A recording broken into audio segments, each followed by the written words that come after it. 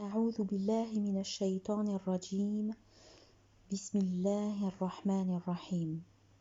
Sourate 4, les femmes. C'est une médinoise de 176 versets. Ibn Abbas dit, la sourate des femmes est descendue à Médine.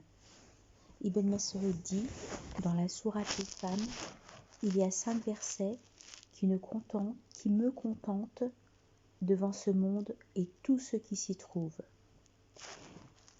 Ce sont: Dieu ne laisse pas du poids d'un atome.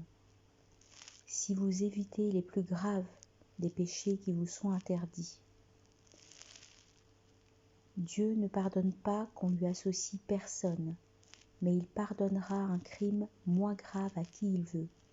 Quant à eux, si, victimes de leur propre iniquité, ils étaient venus à toi implorer le pardon de Dieu, qui perpètre un mal fait preuve d'iniquité envers lui-même, puis demande pardon à Dieu, trouve Dieu tout pardon, miséricordieux. Verset 1. Au nom de Dieu, le tout miséricorde, le miséricordieux. Humains, prémunissez-vous envers votre maître. Il vous a créé d'une âme unique dont il tira pour celle-ci une épouse. Et de l'une et de l'autre, il a répandu des hommes en nombre et des femmes. Prémunissez-vous envers Dieu, de qui vous vous réclamez dans votre mutuelle sollicitation, et aussi envers les matrices. Dieu est votre surveillant, est sur vous surveillant. Explication.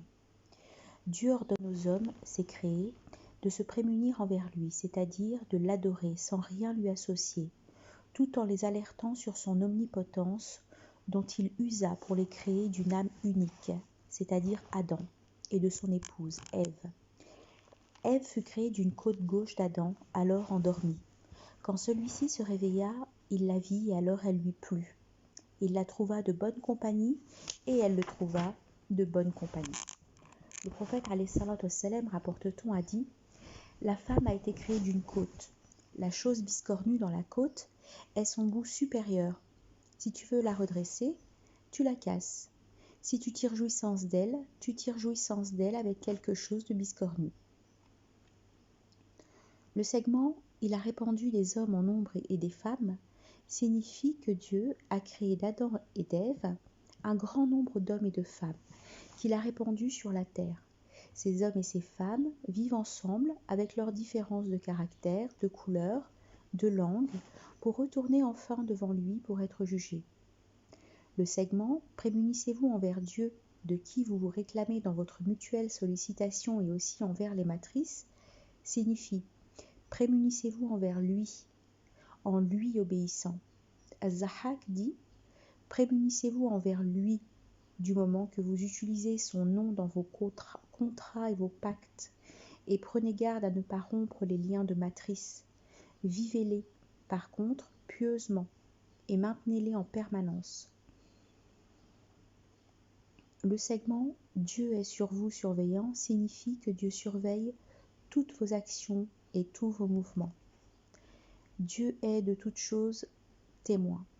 Le prophète alayhi salatu wassalam, rapporte-t-on, a dit: adore Dieu comme si tu le vois, et même si tu ne le vois pas, lui, il te voit. Dans cela, il y a une orientation et un ordre à être conscient de la présence du surveillant. Il y avait à l'origine de la création, dit donc Dieu, un père unique et une mère unique, pour que les hommes soient liés les uns aux autres et pour qu'ils soient sensibles à l'égard des faibles. Dans un discours, rapporte-t-on, et à l'occasion de l'arrivée d'un groupe de Moudaharites très pauvres, le prophète alayhi salatu wassalam a incité les musulmans à donner l'aumône. Dans ce discours, il avait récité le verset 1 de la sourate Les femmes. Versets 2, 3 et 4. Rendez aux orphelins leurs biens. Ne substituez pas l'infâme à ce qui est bon. Ne mangez pas de leurs biens ajoutés aux vôtres. Ce serait un grand crime. Si vous craignez de ne pas être équitable en matière d'orphelins, alors épousez ce qui vous plaira d'entre les femmes, par 2 ou 3 ou 4, Mais si vous craignez de ne pas être juste, alors seulement une, ou votre droit de propriété, plus sûr moyen d'échapper à la partialité. Donnez aux femmes sans contrepartie leurs dons nuptiaux, si toutefois elles vous en faisaient pour une part remise gracieuse et spontanée, alors mangez-en tranquillement, que bien vous fasse. Explication. Dieu ordonne de restituer aux orphelins tous leurs biens dès qu'ils atteignent la puberté, comme il interdit aux tuteurs de manger les biens des orphelins ou de les intégrer à leurs biens. C'est pourquoi il est dit « Ne substituez pas l'infâme à ce qui est bon ».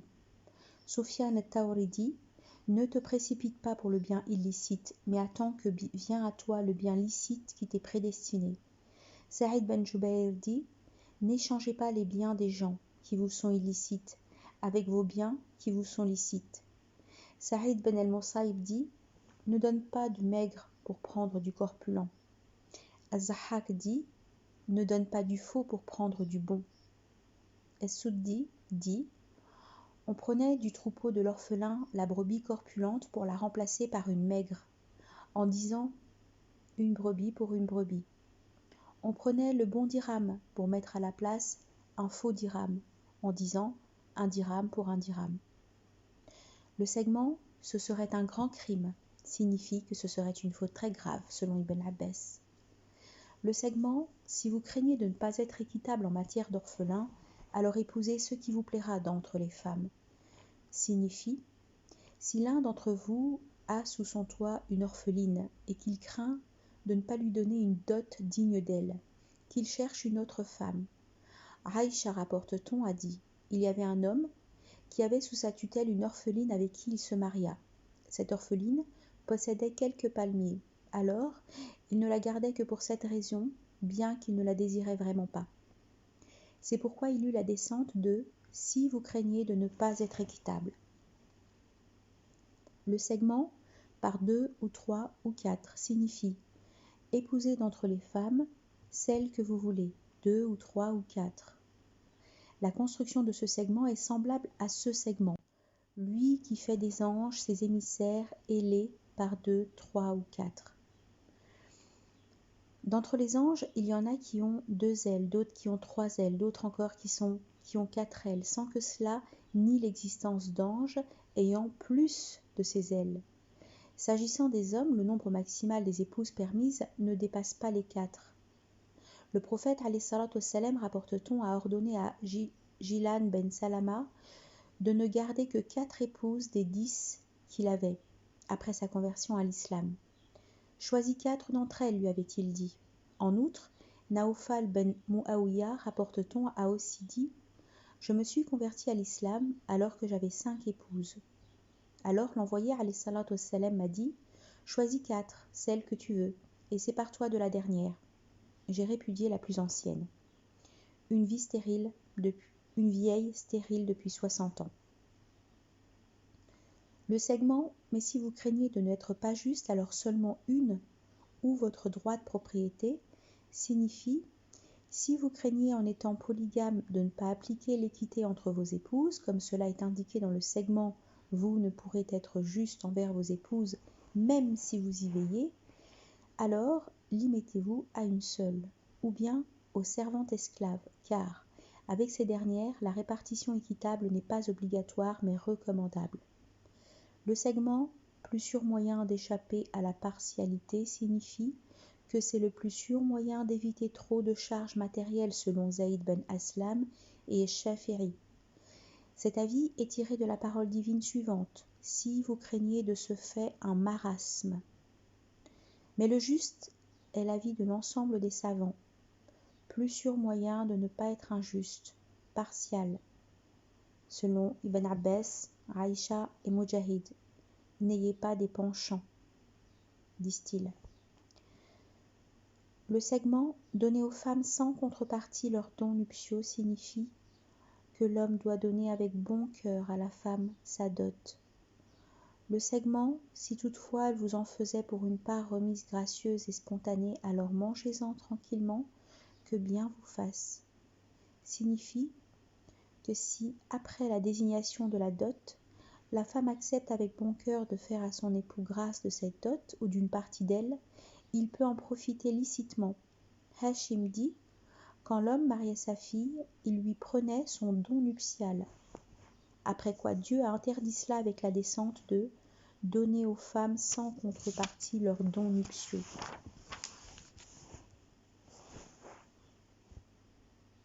Versets 5 et 6. Ne donnez pas aux incapables de votre bien, que Dieu assigne à votre subsistance, mais vous devez là-dessus les pourvoir et les vêtir, non sans leur tenir langage de convenance. Mettez à l'épreuve les orphelins jusqu'à leur nubilité. Si vous distinguez en eux un droit jugement, rendez-leur leur bien sans l'avoir mangé en dissipation pour prévenir leur majorité. Que le riche s'en fasse scrupule, que le nécessiteux en mange en toute honnêteté. Quand vous leur rendrez leur bien, requérez-en contre eux témoignage, et Dieu suffise comme comptable. Explication. Dieu interdit de donner aux incapables droit de jouissance sur leurs biens, qui sont à la base de la subsistance des gens, entre autres du tuteur et de l'incapable.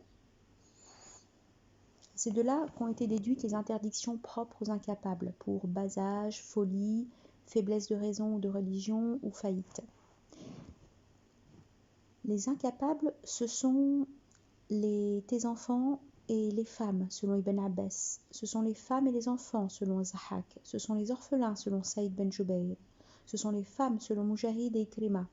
Le prophète, alayhi salatu wassalam, rapporte-t-on, a dit « Les femmes sont des incapables, sauf celle qui obéit à son curateur. » Le segment « Mais vous devez là-dessus les pourvoir et les vêtir » signifie « N'agis pas délibérément avec ton bien, avec ce que Dieu t'a autorisé. » En le mettant à ta disposition en tant que moyen de subsistance, tu le donnes à ta femme ou à ta fille, puis tu resteras à regarder ce qu'elles auront à leurs mains. Garde au contraire ton bien et améliore-le, et sois toi qui dépenses pour les vêtir, les nourrir et les enrichir, selon Ibn Abbas. Le segment « non sans leur tenir langage de convenance » signifie « tiens-leur ce genre de langage dans le cadre de la piété filiale, des rapports familiaux. » Cette parole divine implique la bienfaisance envers la famille par le vêtir, la nourriture, la bonne parole et l'amélioration de l'éthique. Le segment « mettez les orphelins à l'épreuve jusqu'à leur nubilité » signifie « soumettez-les à l'examen, testez-les ». La nubilité, c'est la puberté pour Mujahid. Chez l'ensemble des savants, l'âge de majorité se détermine parfois par l'âge de puberté. Dès que autrement dit, la personne dégage dans son sommeil le liquide avec lequel se conçoit l'enfant. Le prophète, alayhi salatu wassalam, rapporte-t-on, a dit « Il n'y a pas d'état d'orphelin à l'âge de la puberté. » Le kalam se suspend pour 3, pour l'enfant jusqu'à ce qu'il atteigne l'âge de puberté, pour l'endormi jusqu'à ce qu'il se réveille, et pour le fou jusqu'à ce qu'il reprenne ses esprits. Ibn Umar encore dit « Le jour d'Uhud, alors âgé de 14 ans, j'ai été présenté au prophète, alayhi salatu wassalam. Il ne m'a pas donné la permission. Le jour du fossé, alors âgé de 15 ans, j'ai été présenté à lui. Il m'a donné la permission. Quand rapporte-t-on ce récit parlant à Omar bin Abdel Aziz, celui-ci a dit « Voilà la différence entre le petit et le grand. » Le segment « Si vous distinguez en eux un droit jugement, rendez-leur leur bien » signifie « Si vous remarquez chez eux une validité dans leur religion et une prévenance pour leur bien, rendez-le leur, selon Ibn Abbas, Al-Hassan et bien d'autres. Le segment, sans l'avoir mangé en dissipation pour prévenir leur majorité, interdit ici au tuteur de manger le bien de l'orphelin sans besoin nécessaire, ou avant que celui-ci n'atteigne la majorité. Le segment, que le riche s'en fasse scrupule, signifie que le riche ne doit rien en manger. Ash-Shubbi dit « Il lui est prohibé comme les chairs mortes et le sang ». Le segment « que le nécessiteux en mange en toute honnêteté » signifie parle au sujet du tuteur de l'orphelin qui se trouve dans le besoin d'en manger. Aïcha, rapporte-t-on, a dit « Ce verset est descendu au sujet du tuteur de l'orphelin. Que le riche s'en fasse scrupule, que le nécessiteux en mange en toute honnêteté. » C'est-à-dire à la mesure de l'entretien qu'il fait pour l'orphelin, Les savants divergent en deux avis sur la question. Est-ce que le tuteur remet ce qu'il en mange quand sa situation s'améliore? L'un dit non, car le tuteur, étant pauvre, mange selon le salaire de son travail qu'il fournit.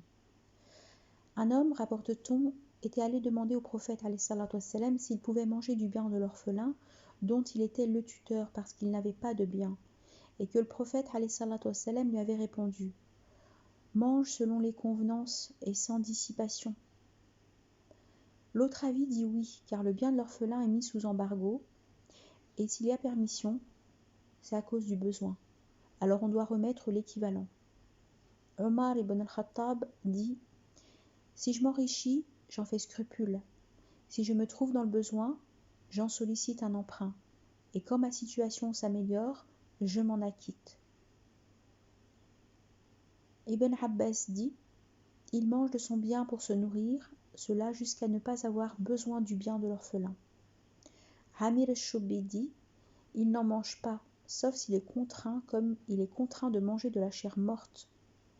Quand il en mange, il doit s'en acquitter. » Le segment « Que le riche s'en fasse scrupule, que le nécessiteux en mange en toute honnêteté » est synonyme de « et non plus n'approcher le bien de l'orphelin, si ce n'est de la meilleure sorte, jusqu'à ce qu'il ait atteint sa force adulte. » Le segment « Quand vous leur rendrez leur bien » signifie « Quand l'orphelin atteint sa majorité et la maturité requise, remettez-lui son bien. » Le segment requérant contre eux témoignage signifie « Quand le tuteur remet à l'orphelin majeur son bien, il doit, ordonne Dieu, faire cela en requérant témoignage, pour éviter toute ingratitude ou démenti de la part de l'orphelin. » Le segment « Et Dieu suffise comme comptable » signifie que Dieu suffit comme comptable, témoin et surveillant sur les tuteurs, de la première étape jusqu'à l'étape de la remise des biens. Versets 7, 8, 9 et 10. Aux hommes une quotité de ce qu'auront laissé leur père et mère et leurs proches. Aux femmes une quotité de ce qu'auront laissé leur père et mère et leurs proches. Peu ou beaucoup, c'est quotité d'obligation. Quand les proches assisteront au partage et les orphelins et les indigents, prélevez de quoi leur en attribuer, non sans leur tenir langage honnête. Qu'ils craignent ceux qui laissent après eux une progéniture encore en bas âge, pour laquelle on puisse craindre. Qu'ils se prémunissent envers Dieu et tiennent propos de raison. Ceux qui mangent du bien des orphelins dans l'iniquité mangent du feu dans leur ventre. Ils brûleront en enfer.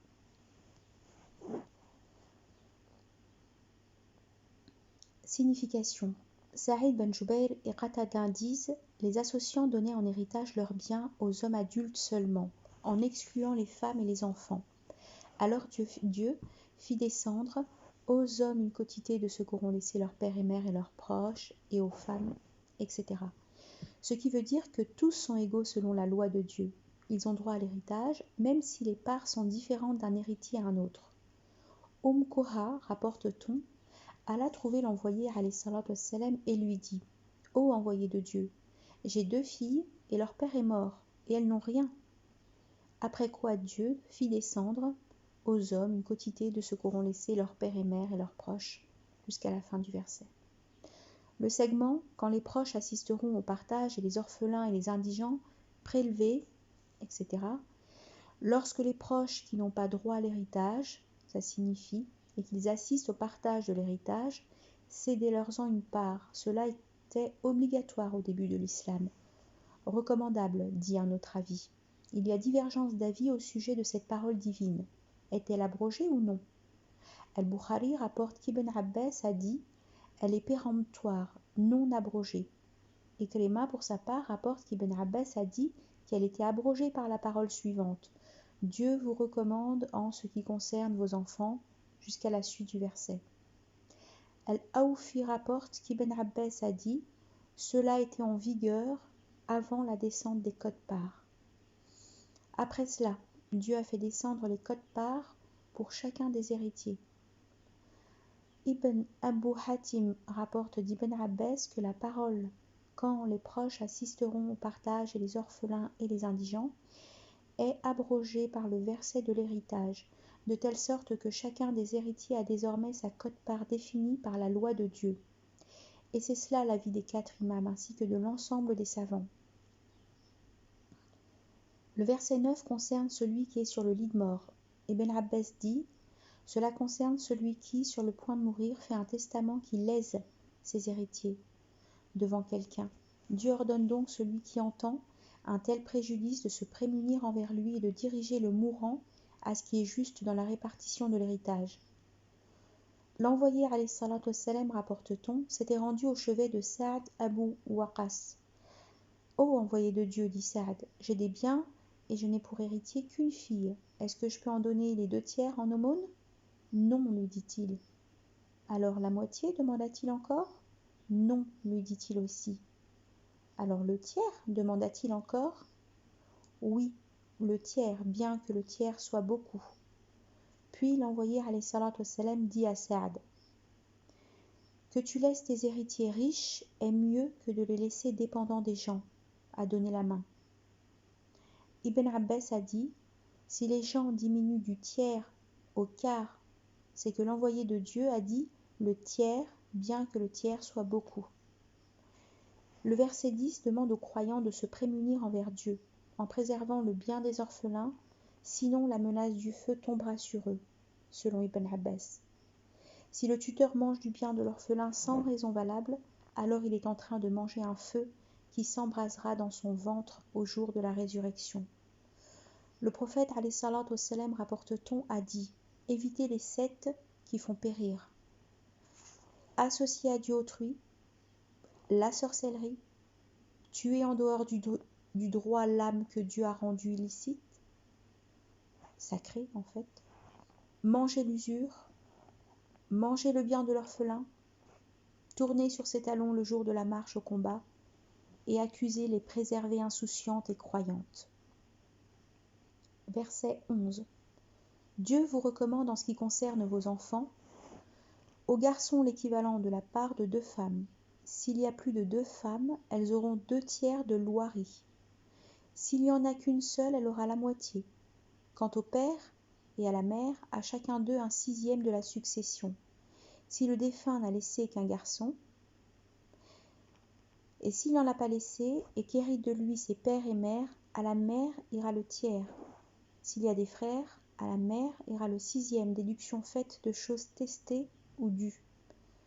De vos pères et mères, ou de vos enfants, vous ne savez qui vous touche de plus près par le service rendu. Tout cela est d'obligation divine. Dieu est connaissant et sage. Signification. Ce verset, le suivant et celui qui se trouve à la fin de la sourate sont à la base de la science relative au quote-part de l'héritage. Le prophète, alayhi salatu wassalam, rapporte-t-on, a dit : Instruisez-vous dans les héritages, apprenez cela aux gens car c'est la moitié du savoir. Dans l'exégèse de ce verset, Al-Bukhari rapporte ce récit de Jabir ben Abdallah. L'envoyé de Dieu, alayhi salatu wassalam, me rendit visite à pied en compagnie d'Abu Bakr. J'étais alors chez les Banu Salama. Il me trouva sans connaissance. Il demanda de l'eau, fit des ablutions, puis m'aspergea. Je repris alors mes esprits. Je lui dis : Que me recommandes-tu de faire avec mon bien, ô envoyé de Dieu ? Après quoi, il eut la descente de Dieu vous recommande en ce qui concerne vos enfants, et jusqu'à la fin du verset. Jabir dit : La femme de Saad ben Ar-Rabi' alla trouver le prophète alayhi salatu wassalam et lui dit : Ô envoyé de Dieu, voilà les 2 filles de Saad ben Ar-Rabi'. Leur père est tombé shahid le jour d'Uhud. Leur oncle leur a pris leurs biens. Il ne leur a rien laissé de leurs biens. Elles ne se marieront que si elles ont un bien. Alors, le prophète alayhi salatu wassalam dit : Dieu tranchera dans cela. Après quoi il eut la descente du verset des héritages. Sur ce, le prophète envoya chercher l'oncle des 2 filles pour lui dire : Donne aux 2 filles de Saad les 2/3, et à leur mère le 8e, et ce qui reste est pour toi. Le segment Dieu vous recommande en ce qui concerne vos enfants, aux garçons l'équivalent de la part de 2 femmes, signifie que Dieu ordonne l'équité entre les hommes et les femmes. Avant cela, les gens de paganisme ne reconnaissaient le droit d'hériter qu'aux garçons. Dieu ordonna donc l'équité, d'abord dans l'héritage, puis distingue entre les deux catégories. Il institua aux garçons l'équivalent de la part de 2 femmes. Cela est expliqué par le fait que l'homme a la charge des dépenses et aussi la responsabilité de la famille. Certains savants déduisent de ce verset que Dieu est plus miséricordieux pour ses créés que la mère pour son enfant, puisqu'il recommande les enfants sans distinction à leur père et mère. Ibn Abbas dit « Le bien allait à l'enfant et le testament au père et mère. » Puis Dieu abrogea de cela ce qu'il voulut, et ainsi il institua à l'homme l'équivalent de la part de 2 femmes, et il institua à chacun des pères et mères le 6e ou le tiers, et il institua à l'épouse le 8e ou le quart, et à l'époux la moitié ou le quart. La suite du verset montre les différentes conditions d'héritage. La science relative aux héritages les définit dans le détail. Le segment « déduction faite de choses testées ou dues » signifie « les dettes passent avant le testament ». C'est l'avis unanime de tous les savants. Ali ibn Abu Talib dit « Certes, vous récitez déduction faite de choses testées ou dues, mais l'envoyé de Dieu alayhi salatu wassalam, a d'abord liquidé la dette avant de passer au testament.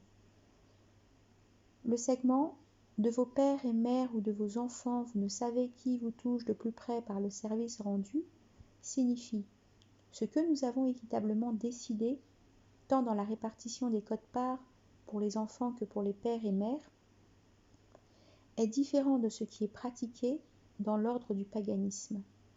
Et puis, l'homme ne sait pas d'où peut lui venir ce qui lui est utile dans ce monde ou dans la vie dernière. L'utile peut lui venir de son père, comme il peut lui venir de ses enfants. Enfin, il ne faut pas oublier que tout cela est d'obligation divine, car Dieu est connaissant et sage. Verset 12. À vous la moitié de ce qu'ont laissé vos épouses, à moins qu'elles n'aient une progéniture. Si c'est le cas, vous aurez le quart de leur succession, déduction faite de choses testées ou dues. Elles auront le quart de ce que vous aurez laissé, si vous ne laissez pas de progéniture. Si c'est le cas, elles auront le 8e de votre succession, déduction faite de choses testées ou dues. En cas de succession d'un homme ou d'une femme dépourvu de successibles directs, mais qui est un frère ou une sœur, à chacun de ces 2 derniers reviendra un 6e. S'ils sont davantage, ils partageront un tiers, déduction faite de choses testées ou dues, sauf en cas de lésion. Tout cela sur recommandation de Dieu. Dieu est connaissant et longanime. Explication. Autrement dit, les hommes héritent la moitié de ce que leur laissent leurs épouses, si elles décèdent sans avoir laissé d'enfant. Mais si elles laissent un enfant, les hommes auront le quart après le retranchement des dettes ou du testament. Comme il a été signalé ci-dessus, avant de faire la répartition de l'héritage du défunt, il faut d'abord liquider la dette, puis le testament. Ce n'est qu'après cela qu'il y aura répartition de l'héritage. Le segment, elles auront le quart de ce que vous aurez laissé, etc., s'applique à tous les cas de figure, 1, 2, 3 ou 4 épouses. Et évidemment, avec les dettes et le testament, la même règle est de mise. Le segment, en cas de succession d'un homme ou d'une femme dépourvu de successibles directs, s'applique selon Abu Bakr à celui qui n'a pas laissé de père et non plus d'enfant.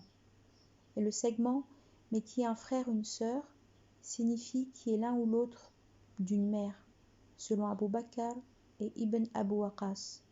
Ainsi donc, à chacun de ces 2 derniers, reviendra un 6e.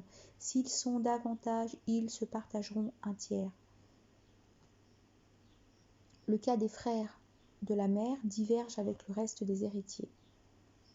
Le segment, déduction faite de choses testées ou dues, sauf en cas de lésion, signifie Le testament du mourant doit être fait sur la base de l'équité, et non pour causer des préjudices à un ou plusieurs héritiers. Celui qui aura de tels desseins sera à la semblance de celui qui contredit la loi de Dieu. Le prophète ﷺ, rapporte-t-on, a dit « Le préjudice dans le testament est d'entre les péchés les plus graves. »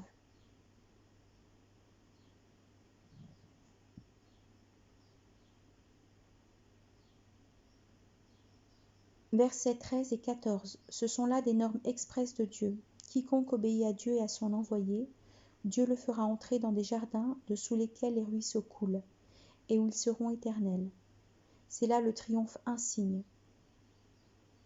Quiconque désobéit à Dieu et à son envoyé, et transgresse ses normes, il le fera entrer dans le feu où il sera éternel.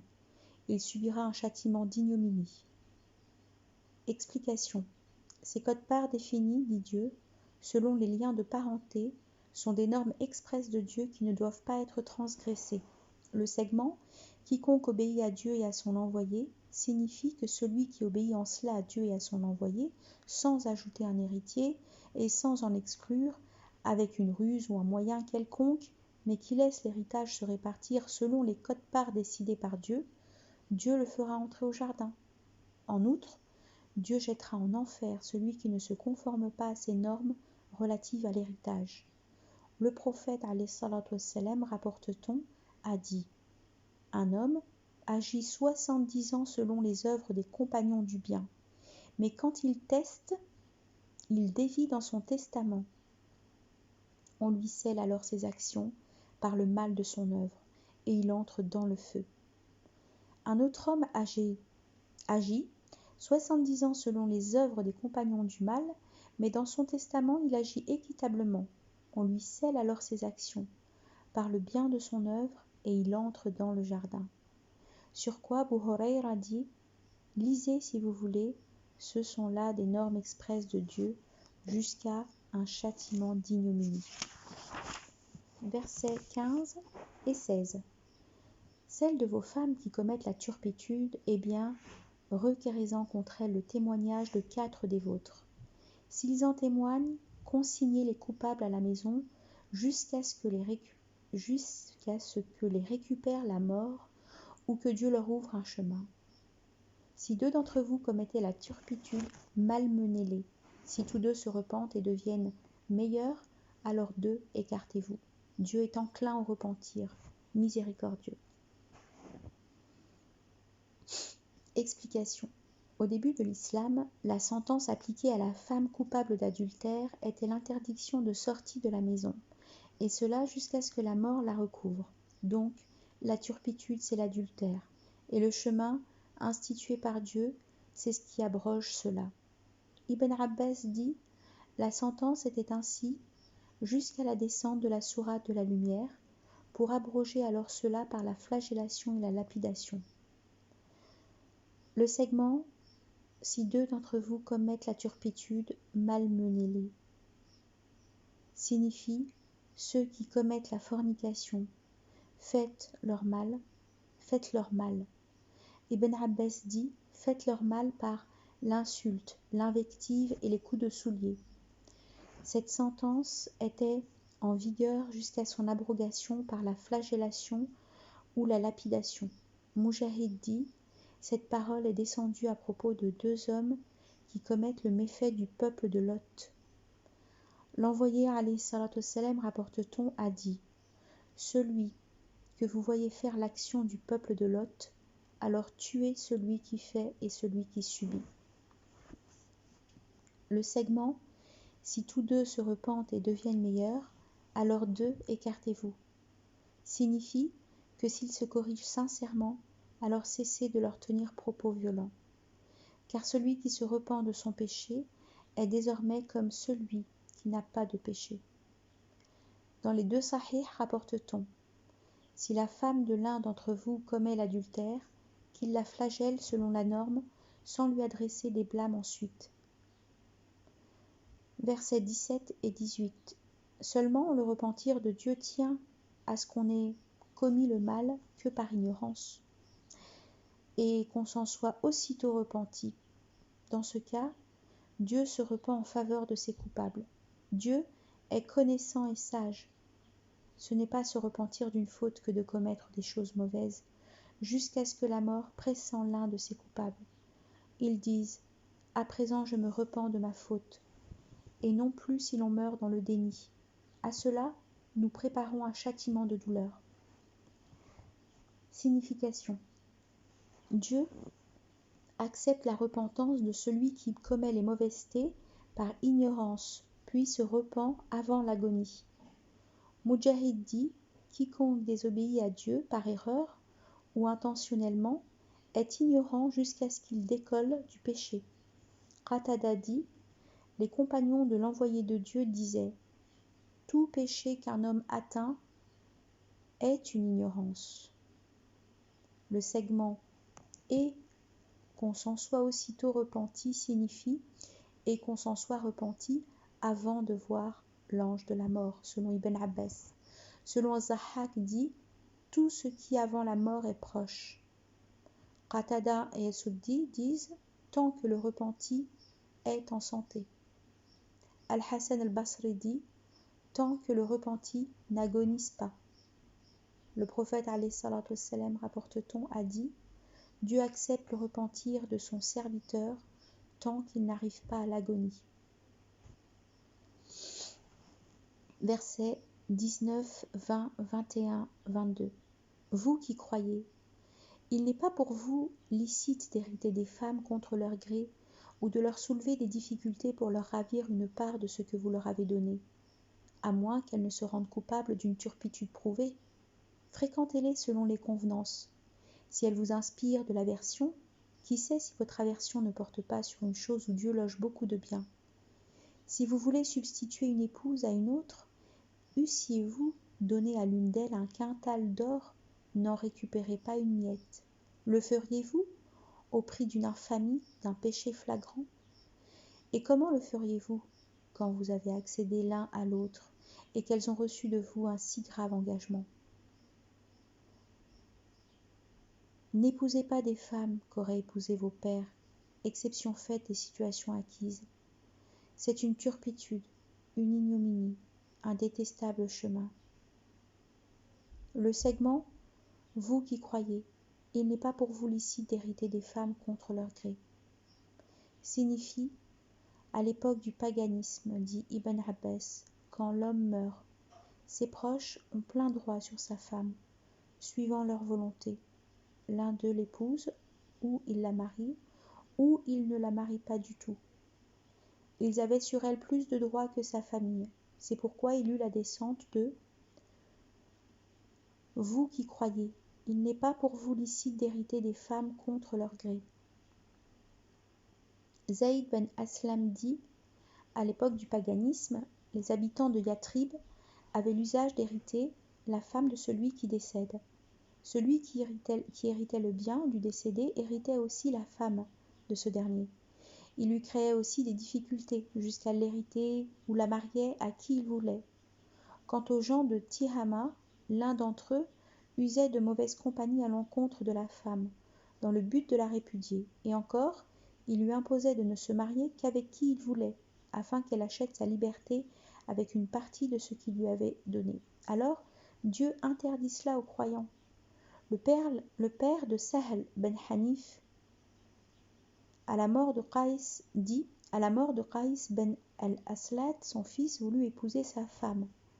On avait droit à cela à l'époque du paganisme. Alors Dieu a fait descendre « Il n'est pas pour vous licite d'hériter des femmes contre leur gré. »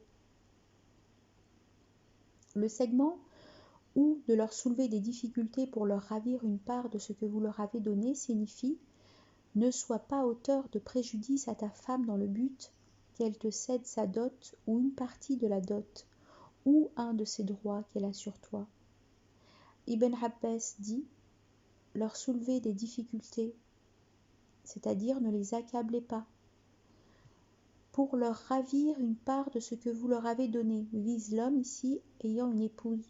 Lui, il déteste sa compagnie sauf qu'elle a une dot de lui. Alors, il fait du mal pour qu'elle paye sa rançon avec la dot. Az-Zahhak, Qatada et d'autres donnent le même avis. Le segment « à moins qu'elle ne se rende coupable d'une turpitude prouvée » signifie « à moins qu'elle ne se rende coupable d'adultère » selon Ibn Abbas et Ibn Mas'ud. Si elle commet l'adultère, tu peux reprendre la dot que tu lui as donnée. Ibn Abbas dit encore Ikrima Zahak, la turpitude prouvée, c'est l'indocilité, la désobéissance. Ibn Jarir dit cela englobe l'adultère, la désobéissance, l'indocilité, le langage grossier, etc. Tout cela permet à l'époux d'embêter son épouse jusqu'à ce qu'elle lui cède son droit ou une partie avant de la répudier. Cela implique que le contexte concerne l'état du paganisme, mais en islam, cela a été interdit aux musulmans. Le segment, fréquentez-les selon les convenances. Tenez pour elles bonne parole, agissez bellement, ayez bonne allure selon vos capacités, comme vous-même aimez cela de vos femmes. L'envoyé alayhi salatu wassalam, rapporte-t-on, a dit « Le bon d'entre vous est le bon pour sa femme ». Le segment « Si elle vous inspire de l'aversion, qui sait si votre aversion ne porte pas une chose où Dieu loge beaucoup de bien ?» signifie peut-être que votre patience, en les gardant malgré l'aversion, cache du bien pour vous dans ce monde et dans la vie dernière. Ibn Abbas dit « Cela est qu'il aura de l'affection pour elle, de sorte à être rétribué d'un enfant qu'elle lui donne. Et en cet enfant, il y aura beaucoup de bien. » Le verset « Si vous voulez substituer une épouse à une autre, eussiez-vous donné à l'une d'elles un quintal d'or, n'en récupérez pas une miette. Le feriez-vous au prix d'une infamie, d'un péché flagrant? Si l'un d'entre vous veut se séparer de son épouse pour épouser une autre, il ne doit en aucun cas prendre de la dot de la première. » Ce verset contient une indication sur la permission de donner une dot de valeur. Le segment « Et comment le feriez-vous quand vous avez accédé l'un à l'autre ? Comment prendriez-vous la dot alors que vous avez fait l'acte sexuel ?» Cela signifie. Le prophète, alayhi salatu wassalam, rapporte-t-on, a dit à un couple, après leur invocation réciproque de la malédiction, « Dieu sait bien que l'un de vous ment. Y a-t-il parmi vous deux un repenti ?» Il a dit cela 3 fois. Sur quoi l'homme a parlé, « Ô envoyé de Dieu, et mon bien, la dot. » Et le prophète, alayhi salatu wassalam, de dire, « Tu n'as plus de bien pour toi. Si tu étais véridique, alors il serait ce qui a rendu licite son sexe pour toi. Et si tu lui avais menti, ce bien est plus loin de toi que lui d'elle. » Le grave engagement signifie le contrat. Soufiane Taouri dit, c'est retenir selon les convenances ou libérer généreusement. Rabi' ben Anas dit, vous les avez prises avec le dépôt de Dieu, et vous avez rendu leur sexe licite avec la parole de Dieu. Le verset « N'épousez pas des femmes qu'auraient épousées vos pères, exception faite des situations acquises. C'est une turpitude, une ignominie, un détestable chemin. Interdit ici au fils de se marier avec l'épouse de son père décédé. Ce type de mariage se pratiquait dans la société de paganisme. La femme de Qaïs ben al-Aslat, rapporte-t-on, ayant été demandée en mariage par le fils de ce dernier décédé. Elle alla demander conseil à l'envoyé alayhi salatu wassalam. Après quoi, il eut la descente de « N'épousez pas des femmes qu'auraient épousées vos pères ». Ibn Abbas dit « Les gens de l'époque de paganisme s'interdisaient ce que Dieu a interdit, sauf la femme du père et les 2 sœurs. C'est pourquoi Dieu a fait la descente de « N'épousez pas des femmes qu'auraient épousées vos pères et de conjoindre 2 sœurs ». Cette pratique est désormais interdite. C'est une turpitude, une ignominie, un détestable chemin. Al-Bara ben Azib, rapporte-t-on, a dit « Mon oncle paternel Al-Harith ben Umayr passa devant moi avec un étendard que le prophète lui avait remis. Ô oncle, lui dis-je, où le prophète t'envoie-t-il ? Il m'envoie, me dit-il, à un homme qui s'est marié avec la femme de son père. Il m'a ordonné de lui frapper la nuque. Versets 23 et 24. Vous sont interdites vos mères, filles, sœurs, tantes de père ou de mère, nièces de frère ou de sœur, mères et sœurs de lait, mères de vos épouses, pupilles encore dans votre giron, et issues de vos femmes, si vous avez consommé l'union avec ces dernières. Toutefois, si vous n'avez pas consommé le mariage avec elles, nulle faute à vous. Et encore les épouses des fils issus de vos reins, et de conjoindre 2 sœurs, exception faite des situations acquises. Dieu est tout pardon, miséricordieux. Et encore, les préserver d'entre les femmes, exception faite des captives. Tout cela s'impose à vous de par l'Esprit de Dieu. Il vous est rendu ici tout ce qui n'est pas compris dans l'énumération précédente. Vous pouvez donc satisfaire votre désir, moyennant votre bien, en préservant, non pas en débauché. En tant que vous jouirez de celles qu'elle vous accorde, donnez leur salaire nuptial, c'est obligatoire. Point de faute pour vous, à convenir de concessions consenties après, détermination de l'obligation. Dieu est connaissant et sage. Signification. Ces versets définissent les mariages interdits. Le segment « mère et sœur de lait » signifie « de même qu'il t'est interdit d'épouser ta mère qui t'a enfanté, il t'est de même interdit d'épouser ta mère qui t'a allaité. » Le prophète rapporte-t-on a dit « L'allaitement interdit ce que l'enfantement interdit. Le segment « mère de vos épouses, pupilles, encore dans votre giron et issues de vos femmes » parle ici de la mère de l'épouse qui est illicite dès l'établissement du contrat avec sa fille, qu'il y ait consommation de mariage ou non. Selon Ibn Abbas, la pupille, donc la fille de l'épouse, n'est illicite qu'à la consommation du mariage avec la mère. En prouve cette parole, toutefois, si vous n'avez pas consommé le mariage, nulle faute à vous. Donc, ne pas consommer avec la mère, nulle faute à vous, qui veut dire d'épouser la pupille.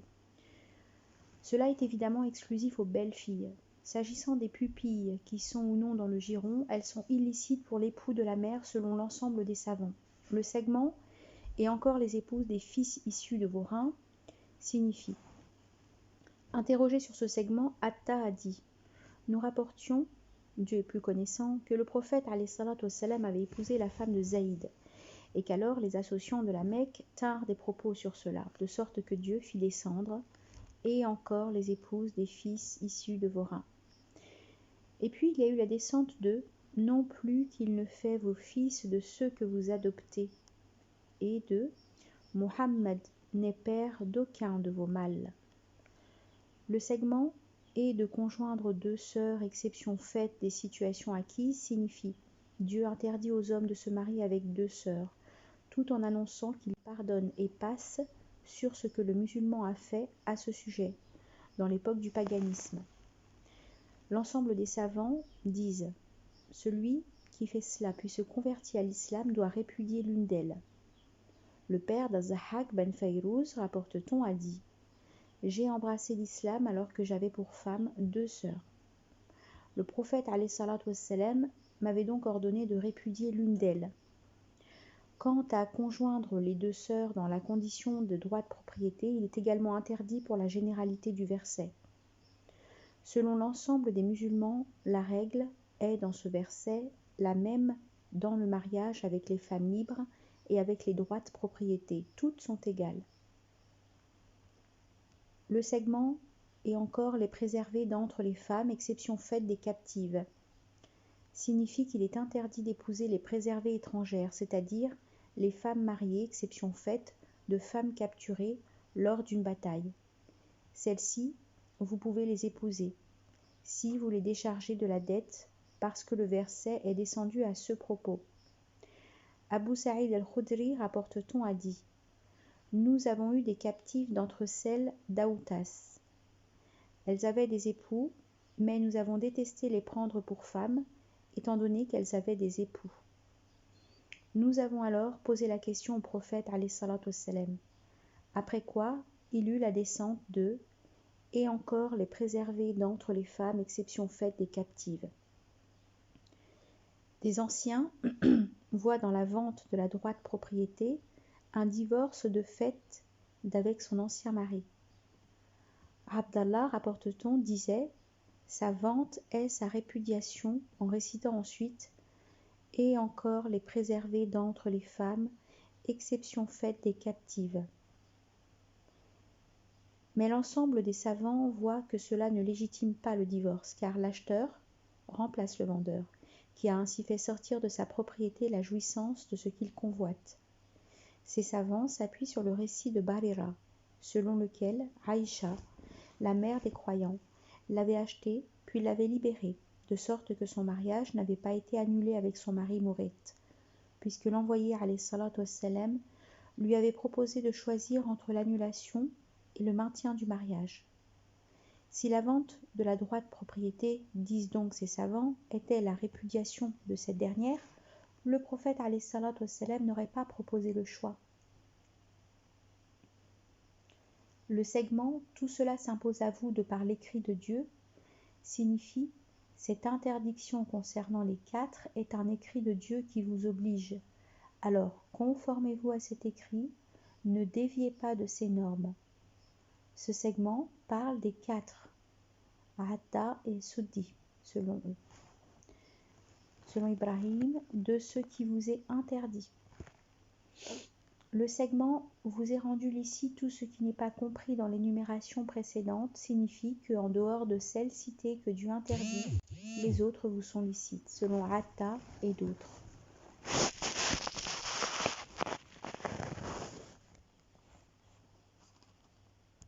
Ce sont là les droits de propriété, selon Qatada. Le segment « Vous pouvez donc satisfaire vos désirs moyennant votre bien en préservant et non pas en débaucher » signifie « Vous pouvez conformément aux normes de Dieu obtenir avec vos biens jusqu'à 4 épouses ou celles que vous voulez d'entre les droites propriétés. » Le segment « En tant que vous jouirez de ce qu'elle vous accorde, donnez-leur salaire nuptial » c'est obligatoire signifie « Comme vous allez jouir d'elles, donnez-leur donc leur dot. » En référence, la parole suivante. Et comment le feriez-vous quand vous avez accédé l'un à l'autre?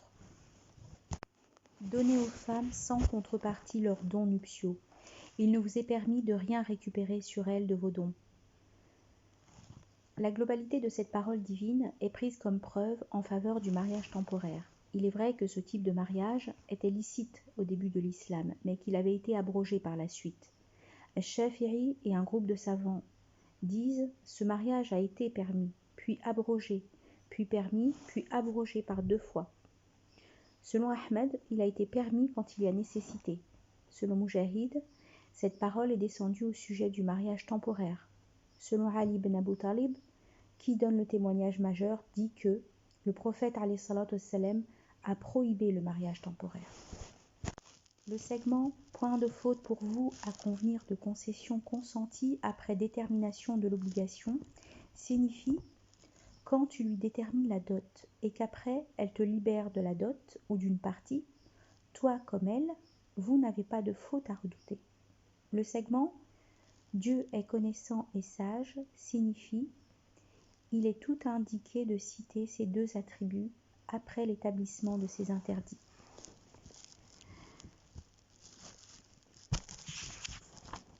Verset 25. Qui n'est pas en mesure d'épouser des préservées croyantes qu'il recourt à des domestiques croyantes de votre propriété? Dieu en sait plus que personne sur votre croyance. Vous êtes tous issus les uns des autres. Épousez-les donc avec le consentement des leurs. Donnez-leur leur salaire nuptial selon les convenances, au titre de préservées, non pas au titre de ribaude ou de libertine. Une fois rendues préservées, si elles commettent une turpitude, il leur incombera la moitié de ce qui est incombé aux préservés. Cela, pour qui d'entre vous redoute la compression. Mais patientez, vaudrait mieux pour vous. Dieu est tout pardon, miséricordieux.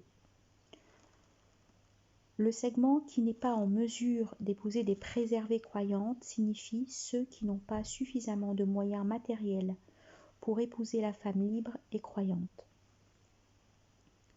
Le segment qu'ils recourent à des domestiques croyantes de votre propriété signifie qu'ils épousent les esclaves croyantes appartenant aux croyants et c'est pourquoi il est dit « avec le consentement des leurs ». Ce segment atteste que le maître est le tuteur de ton esclave femme comme il atteste qu'il est le tuteur de son esclave homme. Tous deux ne peuvent pas donc se marier sans la permission de leur maître. Le prophète alayhi salatu wassalam, rapporte-t-on, a dit « Tout esclave qui se marie sans la permission de son tuteur est fornicateur. La femme ne peut marier la femme et non plus la femme elle-même. C'est la fornicatrice qui marie elle-même. » Donc, la femme qui possède une domestique ne peut pas marier cette dernière. C'est le tuteur de la femme qui peut faire cela.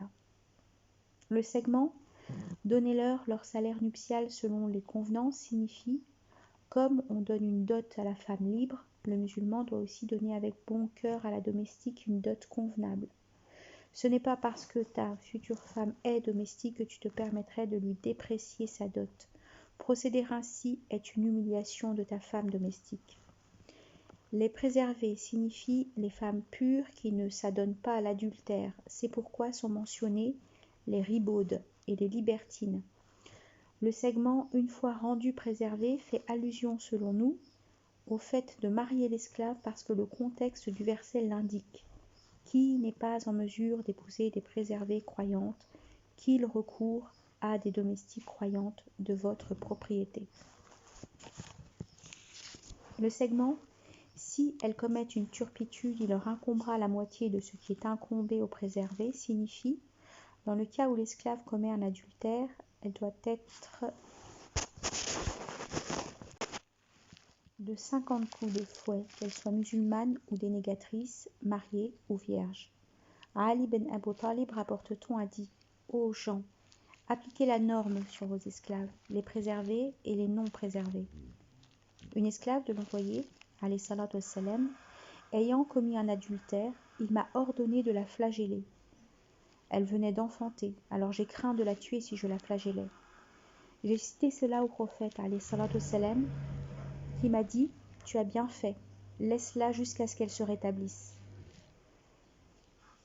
Dans un autre récit, le prophète alayhi salatu wassalam a dit « Quand elle se rétablit, tue la flagelle de 50 coups. » Par ailleurs, rapporte-t-on, l'envoyé alayhi salatu wassalam a dit « Au cas où une esclave de l'un d'entre vous commet un adultère et que son adultère se démontre, qu'il la flagelle selon la norme et qu'il ne la réprimande pas.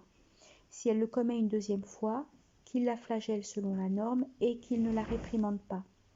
Et si elle le commet une troisième fois et que son adultère se démontre, qu'il la vende même au prix d'une corde de cheveux. » Un autre avis dit « L'esclave non préservé qui commet un adultère ne peut être flagellé mais seulement frappé pour la corriger, d'après Taous, Saïd ben Jubayr et d'autres. L'ensemble des savants disent, dans le cas de l'adultère, la répudiation n'est pas appliquée à l'esclave.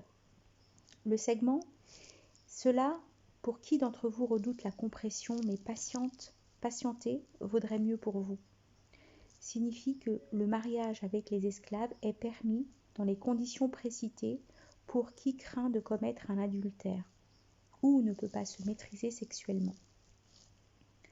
Mais si ce genre d'homme ne se marie pas avec une esclave et qu'il combat sa personne devant l'adultère, cela vaudrait mieux pour lui, car s'il l'épouse, ses enfants, qui naîtront, appartiendront au maître de sa femme.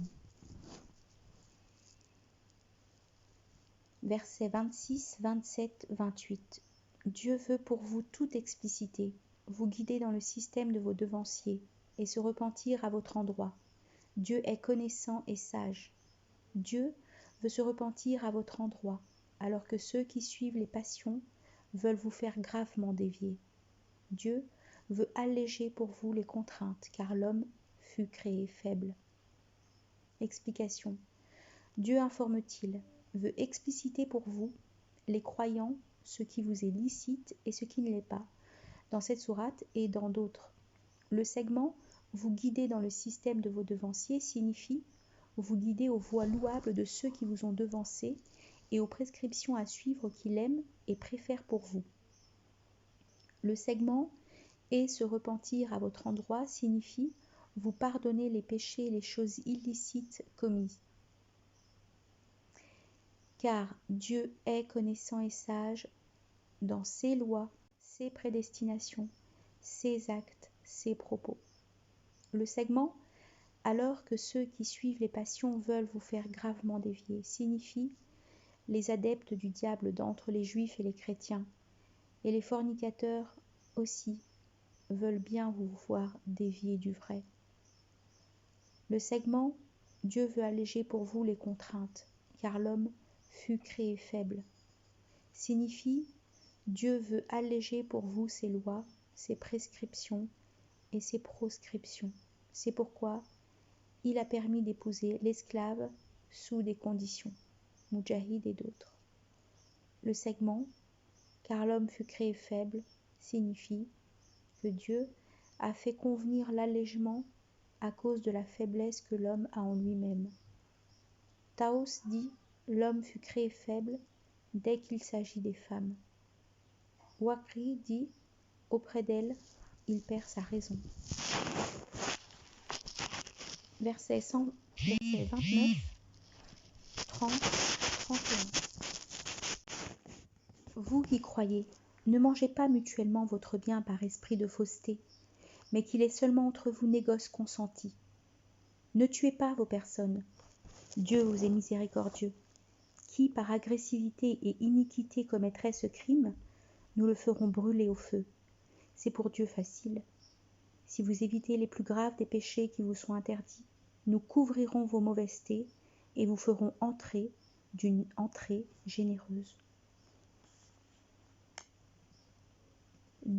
Explication. Dieu interdit aux croyants l'acquisition réciproque de leurs biens par des moyens illicites, même si cela s'habille d'une apparence licite. Ibn Abbas dit, un homme, en vendant un vêtement à un autre homme, lui dit « Si tu l'acceptes, tu le prends, sinon tu le rends avec 1 dirham. » C'est au sujet de ce genre d'homme que Dieu dit « Ne mangez pas mutuellement votre bien par esprit de fausseté. » Abdallah dit « Ce verset est péremptoire, il n'a pas été abrogé, et il ne le sera pas jusqu'au jour de la résurrection. » Ibn Abbas encore « Quand Dieu a fait descendre, vous qui croyez, ne mangez pas mutuellement votre bien par esprit de fausseté » signifie que les musulmans ont dit « Dieu nous interdit cela, sachant que la nourriture est le meilleur de nos biens. Alors il n'est pas licite à chacun d'entre nous de manger chez un autre. Comment cela serait aux gens ? Sur quoi Dieu a fait descendre, pour l'aveugle point de blâme. » Le segment « mais qu'il est seulement entre vous négoce consenti » signifie « ne recourez pas aux moyens illicites pour l'acquisition des biens. » Le négoce licite est seulement celui qui se fait avec le consentement du vendeur et de l'acheteur.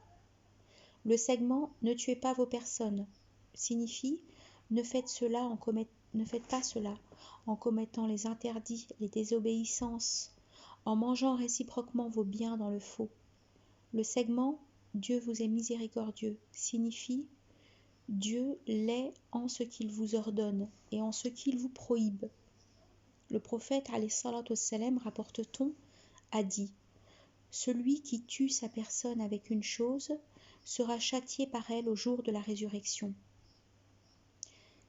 Le verset 30 menace de châtiment infernal celui qui s'adonne consciemment à ce que Dieu interdit. Donc, que tout homme de raison prenne garde. Le verset 31 « Si vous évitez les péchés les plus graves interdits, Dieu vous pardonnera les péchés les moins graves et vous fera entrer dans le jardin. C'est pourquoi il est dit une entrée généreuse. »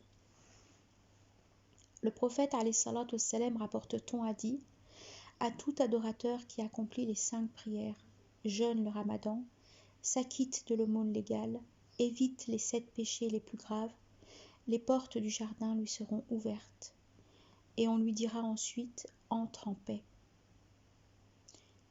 Les 7 péchés les plus graves, rapporte-t-on, sont associer autrui à Dieu, tuer sans droit une âme, la magie, manger l'usure, manger le bien de l'orphelin, reculer le jour de la marche au combat, calomnier les préservées croyantes.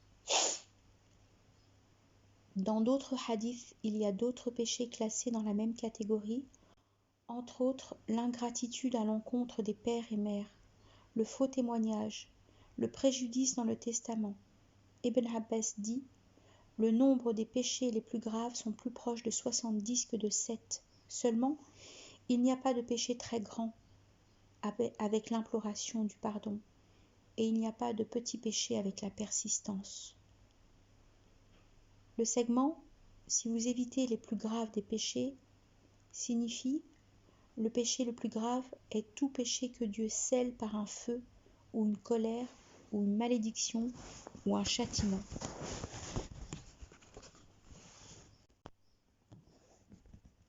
Verset 32. N'aspirez pas à ce dont Dieu avantage les uns des autres. Les hommes auront une part de ce qu'ils se seront acquis, les femmes une part de ce qu'elles se seront acquis. Demandez à Dieu un peu de sa grâce. Dieu de toutes choses est connaissant. Explication. Salama, rapporte-t-on, a dit « Ô envoyé de Dieu, les hommes vont en expédition, mais pas nous les femmes. Et puis, nous n'avons que la moitié de l'héritage. C'est pourquoi Dieu fit descendre « N'aspirez pas à ce dont Dieu avantage les uns sur les autres. » Muhammad dit « Ce verset est descendu au sujet du propos tenu par les femmes. Ah, si nous étions des hommes pour combattre, comme ils combattent.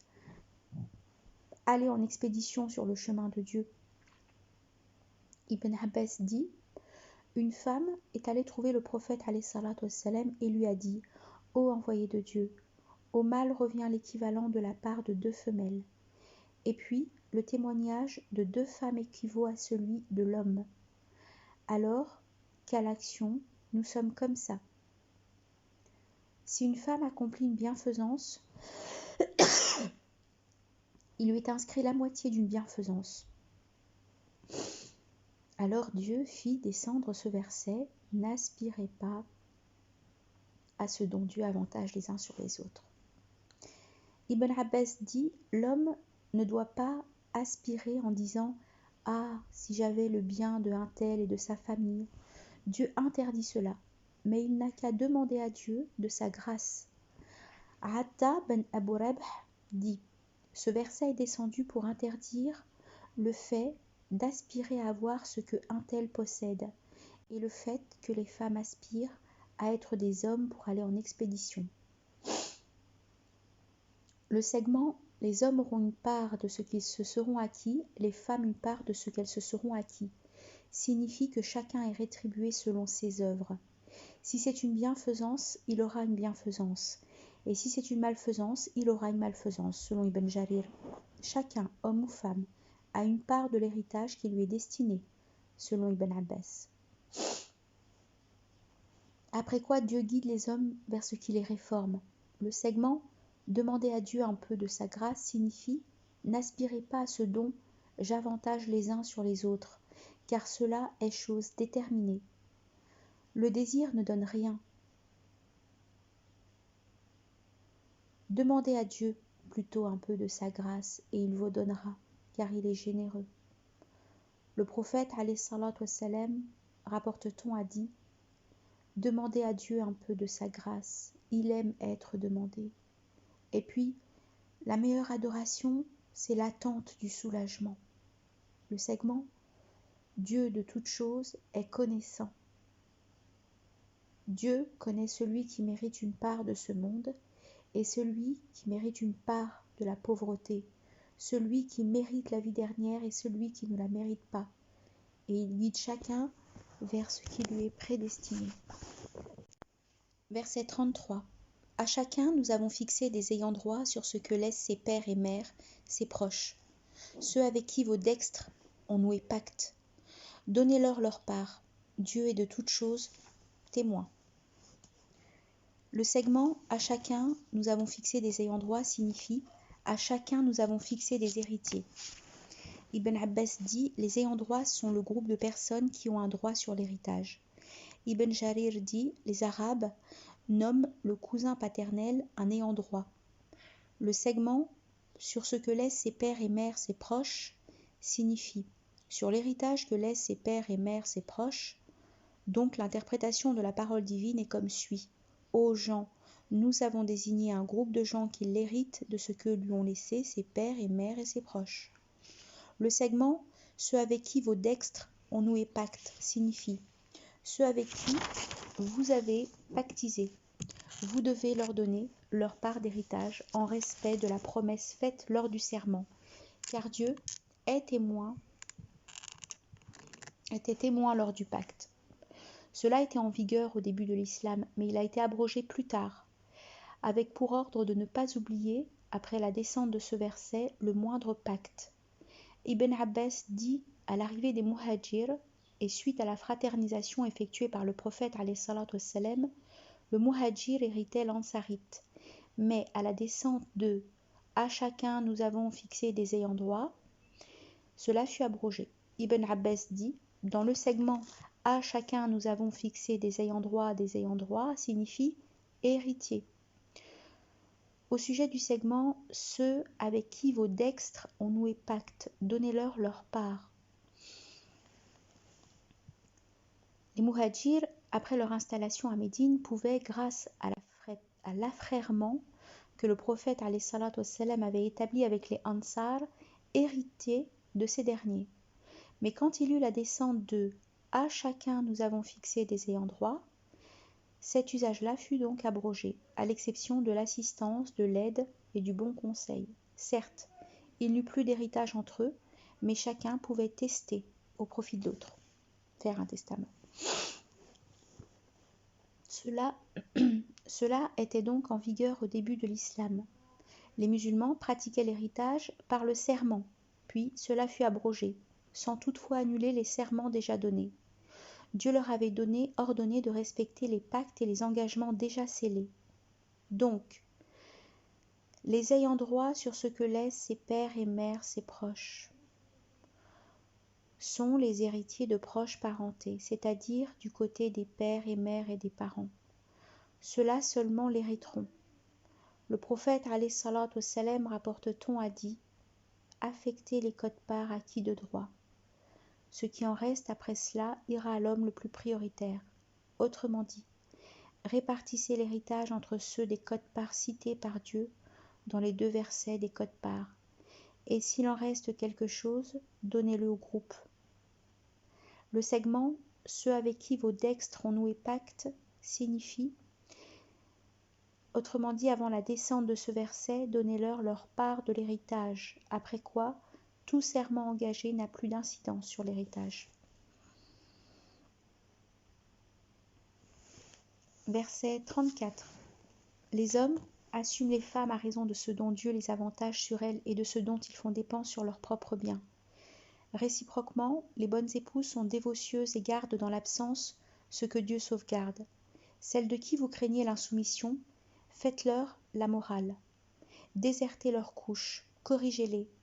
Mais une fois ramenées à l'obéissance, ne leur cherchez pas prétexte. Dieu est auguste et grand.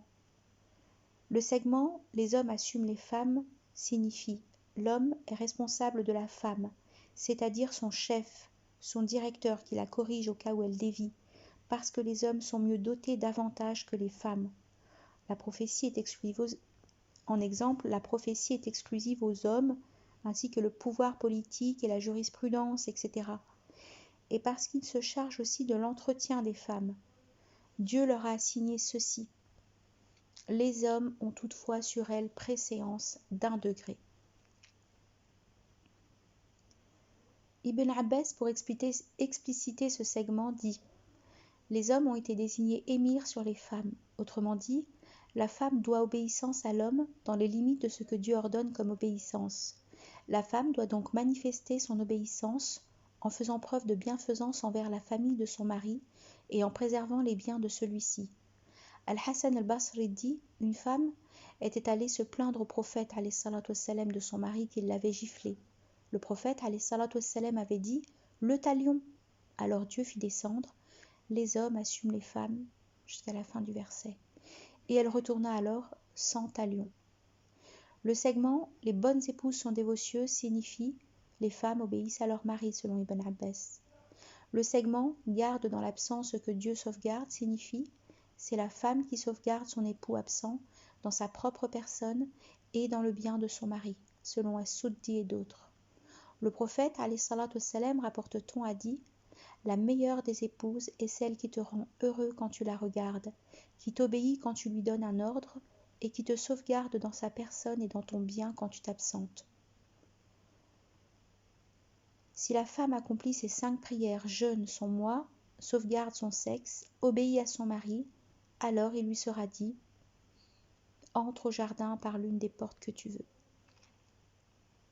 Le segment « Celle de qui vous craignez l'insoumission » parle de l'épouse insoumise. Quand le mari remarque l'insoumission chez sa femme, il doit d'abord la conseiller, puis lui rappeler le devoir d'obéissance à l'époux que Dieu lui a assigné. Le prophète alayhi salatu wassalam, rapporte-t-on, a dit « Si j'avais à ordonner de se prosterner à quelqu'un, j'aurais ordonné à la femme de se prosterner à son mari en raison de la grandeur du droit qu'il a sur elle. Si l'homme appelle son épouse à venir à sa couche et qu'elle refuse, les anges la maudissent jusqu'à ce qu'elle se lève au petit jour. Et c'est pourquoi Dieu dit « Celle de qui vous craignez l'insoumission, faites-leur la morale. » Le segment « Déserter leur couche » signifie « La désertion est de ne pas avoir de rapport amoureux avec sa femme insoumise » d'après Ibn Abbas. Des exégètes ajoutent ceci. L'époux ne doit pas aussi lui parler, ni lui adresser la parole. Ibn Abbas dit « Il lui fait la morale. Si elle accepte, tant mieux, sinon il déserte sa couche et ne lui parle pas, sans pour autant résilier le mariage, car cela est insupportable pour elle. En outre, et à une question concernant le droit de l'épouse sur son époux, le prophète alayhi salatu wassalam, rapporte-t-on, a dit « Nourris-la quand tu te nourris, habille-la quand tu t'habilles, ne frappe pas au visage, ne dénigre pas, et ne déserte que dans la maison. » Et si elles ne sont pas réceptives à la morale que vous leur faites, ou à la désertion, corrigez-les, c'est-à-dire frappez-les, mais sans redoubler le coup, et sans que cela soit violent. Le prophète, alayhi salatu wassalam, rapporte-t-on, a dit lors du pèlerinage d'adieu, « Prémunissez-vous envers Dieu à propos des femmes. Elles sont auprès de vous comme des captives. Sur elles, vous avez droit. Qu'elles ne permettent de laisser mettre le pied sur vos couches à quelqu'un que vous détestez. Si elles font cela, vous les frappez, mais sans redoubler le coup. Pour elles, elles ont droit à la subsistance et aux vêtements selon la convenance. Et si elles ne sont pas réceptives à la morale que vous leur faites, ou à la désertion, corrigez-les.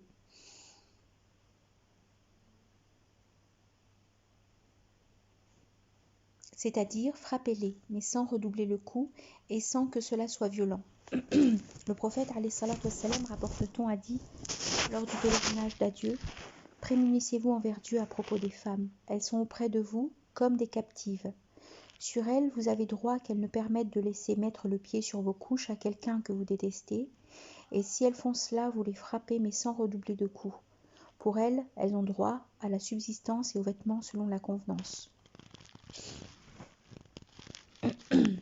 Ibn Abbas dit « Il la déserte dans la couche. Si elle vient à lui, tant mieux. Sinon Dieu te permet de la frapper, mais sans redoubler le coup. Ne lui casse pas d'os. Sinon Dieu rend licite que tu verses une rançon. » Le segment « Mais une fois ramené à l'obéissance, ne leur cherchez pas prétexte » signifie que si l'épouse obéit à son mari dans tout ce que Dieu permet, alors le mari n'a pas le droit de chercher prétexte. Querelle, d'autant plus qu'il n'a pas à la frapper ou à déserter la couche. Le segment « Dieu est auguste et grand » est une menace à l'adresse des hommes qui oppriment leurs femmes. Dans ce cas, Dieu est l'Auguste et le Grand, ainsi que le protecteur des femmes opprimées. Il se vengera d'eux. Verset 35. Si vous craignez la division entre époux, commettez un arbitre de la famille et un arbitre de celle de l'épouse. S'ils veulent un raccommodement, Dieu les y fasse réussir. Dieu est connaissant, informé. Explication. Après avoir cité le cas de l'insoumission de l'épouse, Dieu cite le cas de la répulsion, l'antipathie réciproque entre époux. Les savants disent « Si une scission se produit dans le couple, le détenteur du pouvoir déléguera un homme de confiance, un arbitre, pour évaluer le conflit et mettre un terme à l'iniquité de la partie inique. Mais si le conflit s'aggrave et perdure, le détenteur du pouvoir désignera un arbitre de chaque partie afin de conclure ce qui va pour le bien du couple, séparation ou réconciliation. Le législateur penche pour la réconciliation en s'appuyant sur le segment « S'ils veulent un raccommodement, Dieu les y fasse réussir ».